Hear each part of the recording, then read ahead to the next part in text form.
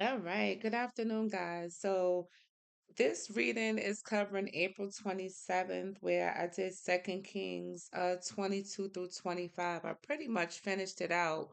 With this reading plan, it actually skips over Chronicles, the first chapter and the second chapter. We all know I'm not doing that.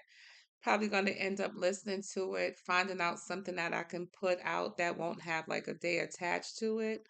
Um, but yeah, I'm looking at this reading plan like, what in the world, right?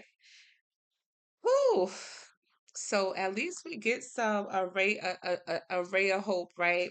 Starting out with 22nd, we seem that we have a new king in Judah, and his name is Josiah.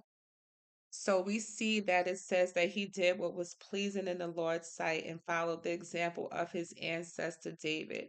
He did not turn away from doing what was right. And so what he did too was he went back into like the restoration of the temple to start to build it back. And while they were in there, he actually had the scrolls brought out.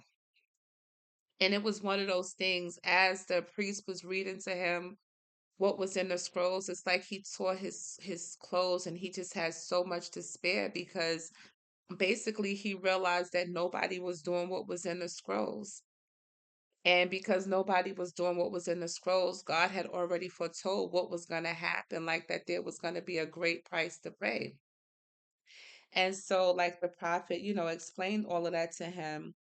But then what happened was when he tore his clothes and he humbled himself before God and he wept and he repented, right?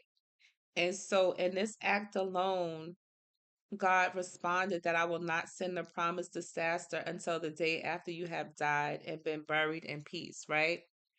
So we see that this king's actual, and this is the part that I don't want people to really miss and overlook with this, that was so important, was that they had all of the appearance, they had the temple and the scrolls was there, but the scrolls hadn't been read. So it's hard for people to actually follow something and no rules if they're not even reading them. And I'm gonna just say that that kind of goes hand in hand with the whole reason for this journey is to actually know God's voice, but to know his voice, you got to know his word. And it's nice to get the highlights and the things that really stand out because I feel like his word is designed to feed, but actually getting it to on your own is gonna empower you in such a great way. And that's what this king felt as well, because what he did was he then gathered everybody. And it said he got the people from the least to the greatest. And he actually had them read the entire book of the covenant that had been found in the Lord's temple.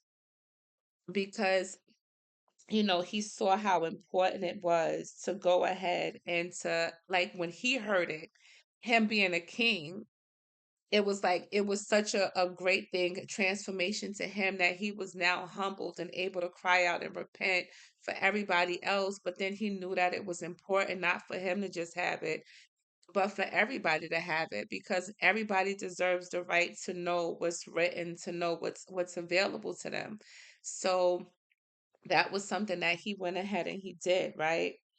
And so now we see after that, he just continued, like he began to destroy and remove everything from Israel that had been allowed to be in that place for such a long time. And it was one of the things that it said was that he defiled the altar, so no one could ever use it to sacrifice or son or daughter in the fire, right? As an offering to Molech. So it's one of the things that people were so far removed from the thing of God. The stuff that he had to actually go now and get and do away with and get rid of was just so great. And it was such an atrocity to God. All of the stuff that had just been going on like regular. And I just think that that's something that's really, important to bring out.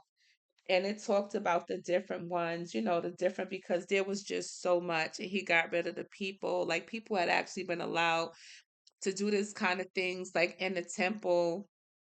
They had something going on the roof. Like the people who were with all these other pagan gods, they would like able to like worship their gods and do this stuff in the temple.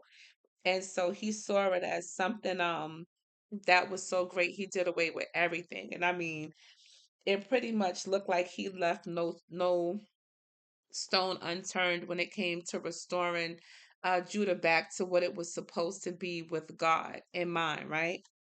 And then it said that he once he saw that the Passover was something that was important, he reinstated it.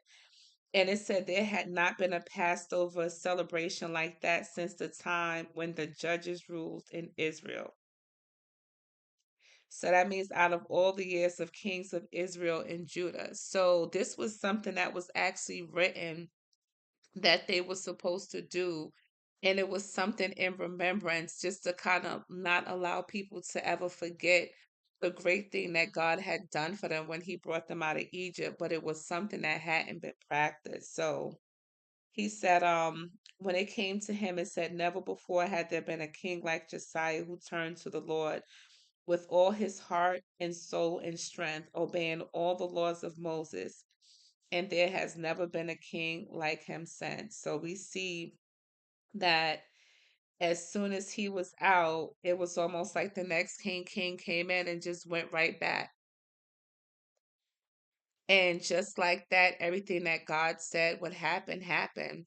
And now we got King Nebuchadnezzar, and he actually kind of held them captive. And then at one point, he went and destroyed everything. And when I say everything, everything, he destroyed the temple, like the poles, like whatever was, like when you look at when Solomon actually brought this temple, it was like he spared no expense and he put so much into detail and everything that Solomon had done. It was like King Nebuchadnezzar when he came and he laid hold, he destroyed everything, everything. And he took the people, because that was one of the things that it kept saying was that, they would take all of the people that was quality people, but the only people that would be left behind would be the people who was considered the poorest of the poor, right? And then it said that, he also exiles the best troops, the craftsmen, the artisans, all who were strong and fit for war. So he destroyed the place, he destroyed the temple, he exiled everybody, right? And so this was pretty much like the beginning of the end, and it actually has dates. That was the first time I saw dates listed like that in the Bible, because normally it'll give something where you have to go and translate. But in this particular translation, it talks about January 15th, July 8th, 18th, August 14th. These were all things, dates that it just showed how Nebuchadnezzar had actually surrounded the city, put them under siege, and then he began the war and he destroyed everything. That's what it was actually talking about. And not only did he destroy the temple, but it said he burned down the temple, the royal palace, and all the houses of Jerusalem. He destroyed all the important buildings in the city, right? And so this is what happened, and he imprisoned the king. So it was like the kings, but then there was one particular king who he allowed to just be set apart, and it showed that this is how it actually ended, with that being like the hope for Israel's royal line, because it said that he allowed one of the kings, King Jehoiachin of Judah, to actually be released and was kind, right? And he was released from prison, and it showed that he was supplied with new clothes to replace his prison garb and allowed him to dine in the king's presence for the rest of his life. And it says, so the king gave him a regular food allowance as long as he lived. And this is how the book of Kings ends. So we see that it started out, with one person who just thought more of himself than God, and then that got corrected, and then, a great thing happened, but then before it was over, there was a great division, and it just seemed like they just kept getting more and more away from the things of God. They allowed the different idols and things to come in, and God was very much displeased. And so in the end now, It's almost like they're left with nothing, not even a home, because now they're exiled. So that is how Second Kings is ending, and I'm going to actually have to listen to Chronicles because, yeah, it's uh it's a lot. The fact that this reading plan just skipped everything and went straight to Ezra is interesting to me. But we're gonna say, okay, it was a reason because I'm pretty sure Chronicles is just something that's gonna go in more into detail, the things that we've already read. But I want the details, so until we meet again, have a blessed day.